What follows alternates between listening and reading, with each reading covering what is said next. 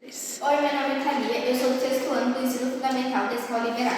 Oi, meu nome é Manuela, eu sou do 6º ano do Ensino Fundamental da Escola Liberato. Oi, meu nome é Agatha, eu sou do Fundamental do 6º ano da Escola Liberato. O nosso tema é era geológica. A busca por identificar os seres vivos mais velhos ainda existentes revela uma variedade de exemplos impressionantes.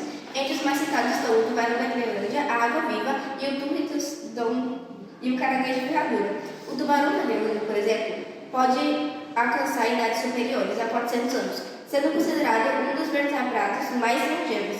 Já o caranguejo ferradura conviveu com o dinossauro, tendo registro de fósseis semelhantes datando a cerca de 450 milhões de anos.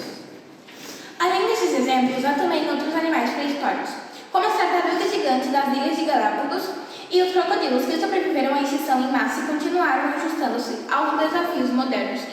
Esses casos de sobrevivência demonstram a resiliência e a capacidade de adaptação dessas espécies, evidenciando a importância dos estudos das linguagens mais antigas e ainda vivas. E de que forma esses animais viveram por tantos séculos? Diversos fatores explicam a permanência desses animais ao longo das eras. Muitos delas possuem metabolismo lento, ainda apresentam poucos predadores naturais e adotam estratégias de reprodução eficazes. Outras se destacam pela habilidade de regeneração ou por mecanismo de defesa física e química capazes de afastar ameaças. O ambiente onde vivem também contribui para a sua proteção, seja nas profundezas oceânicas ou em áreas remotas de difícil acesso.